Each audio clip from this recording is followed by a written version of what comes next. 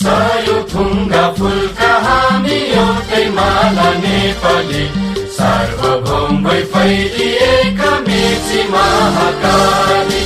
सय थुङ्गा फुलका हामी एउटै माला नेपाली, सार्वभौम भई फैलिएका मेची महाकाली। प्रकृतिका कोटि कोटि सम्पदाको आचल, वीरहरूका रगतले स्वतन्त्र अटल। ज्ञान भूमि शान्ति भूमि तराई पहाड हिमाल, अखण्ड यो प्यारो हाम्रो मातृभूमि नेपाल।